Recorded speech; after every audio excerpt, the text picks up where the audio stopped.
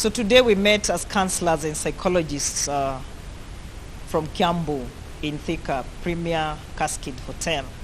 And we had the blessings of the county governor and Her Excellency, the Deputy County Governor, who actually graced the occasion and inaugurated this initiative by counselors and psychologists.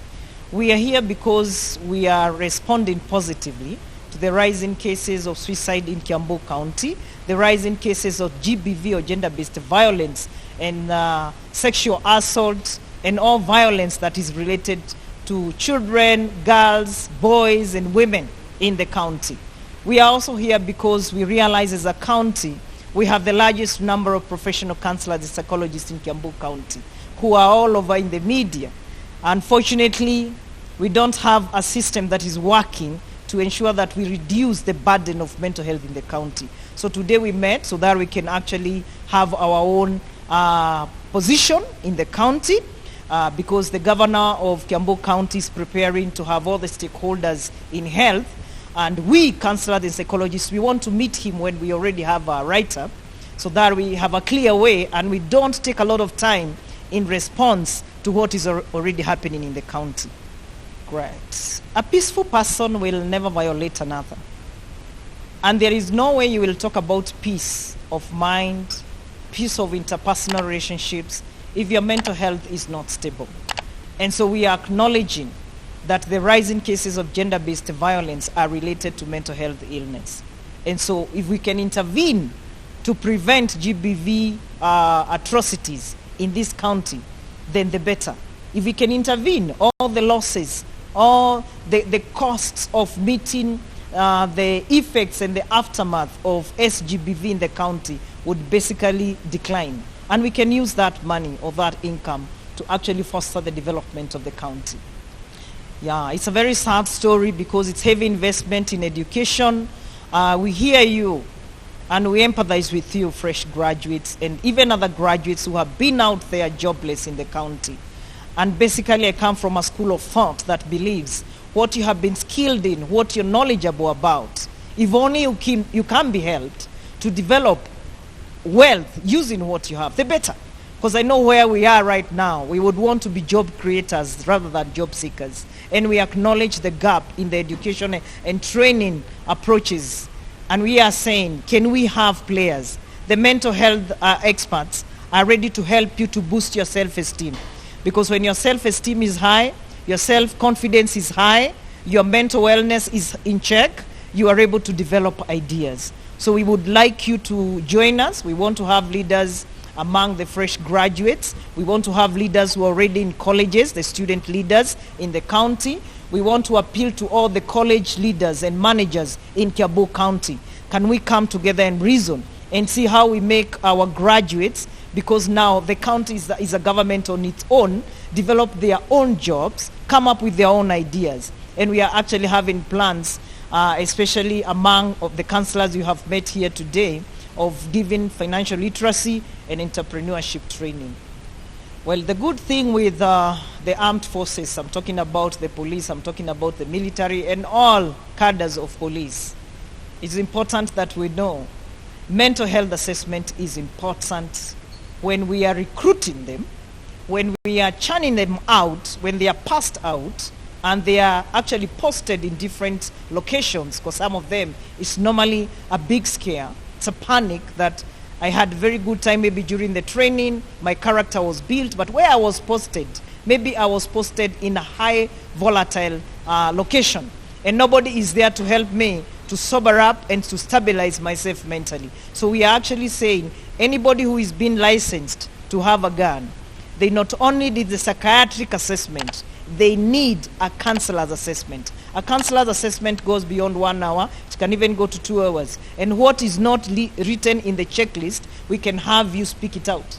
We use neuro-linguistic programming, where you're looking at somebody as they're talking, and you can tell when they're lying to you and not lying to you. So we would want to be put in that group of assessors before people are licensed, so that we can have a mentally stable gun holder who will not endanger the lives of others, including their own life and the lives of their loved ones. I know the Teacher Service Commission has already done a little bit, but we are saying it's never enough. and it's never too late to improve what you've already done. But right now we are having rising cases of mental health illness in schools.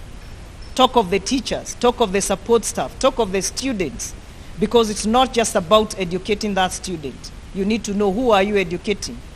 Just like we are saying, development, when you have road constructions, we have building coming up, institutions coming up, very good learning institutions, and we don't have learners who are mentally healthy, then it's all good for nothing. Because we're going to have them educated today, trained today, and tomorrow we lose them, either through suicide mostly or drug and substance abuse addiction. So I would want to appeal to all the teachers, especially the principals.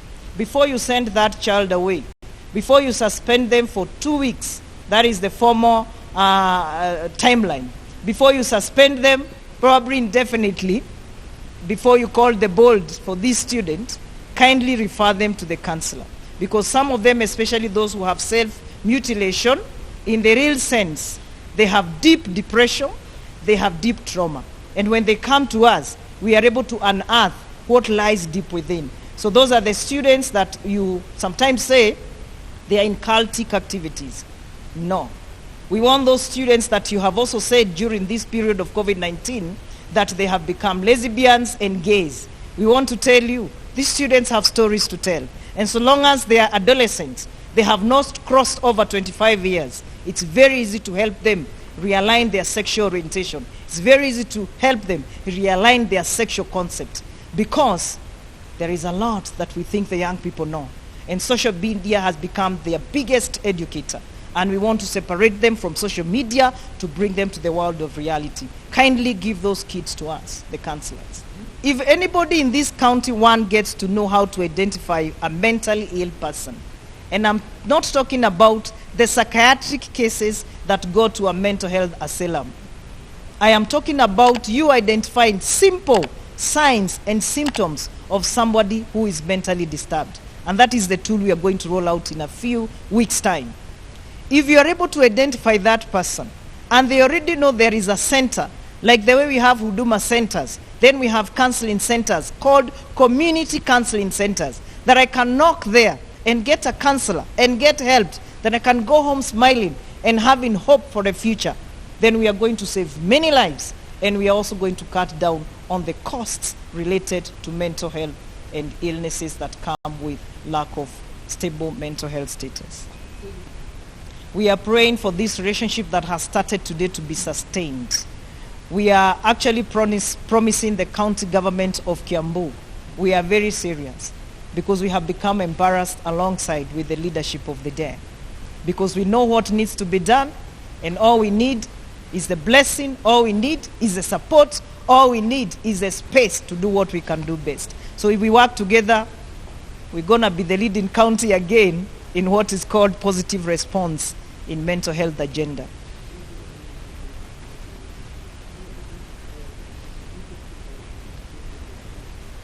Yes, one of the things you have heard here today is that our political leaders are so human.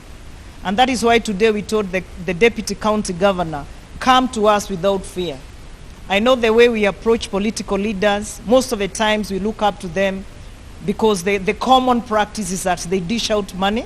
The common practice is that they lie.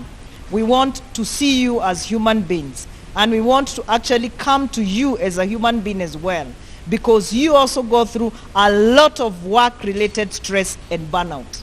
And I have said those two. The World Health Organization, that is the leader in health, whether mental, physical, and spiritual.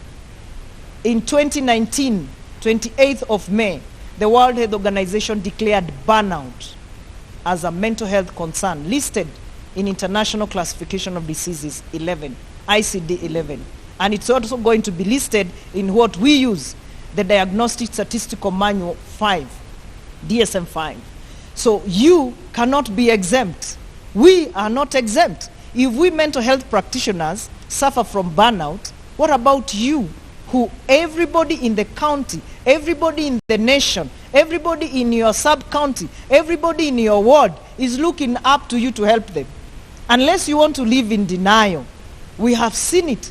We can tell you we have seen severe cases of burnout. And sometimes we go, people say politicians are very rude. It could be somebody has burnout. And so when they're irritated, easily irritable, or you'll be saying that's a very arrogant leader. We want to sit down and reason. And I want to tell you, a peaceful country is a country that can really develop because everybody's mental health is in check. So there is no way decisions are going to be rational. There is no way we are going to be reactive. We are going to be responsive. Where there is a need, we will not react. We shall respond. Yeah, one of the things I want to say is that everybody, wherever you are you a student? Are you a parent? Are you a political leader? Are you the president of this nation? Are you a counselor like me? What you do matters a lot. And especially for the young generation, for our children, they are copycats. It's monkey see, monkey do. If you want to see people who are behaving in a responsible way, all of us who have a leadership position must determine to be role models. You must be committed to be a role model. You must be counted to leave a legacy as a role model in everything you do. Whether you have been assigned to do what you're doing or you have volunteered to do it, be a role model. Thank you so much for keeping me company always, and thank you for subscribing to my YouTube channel.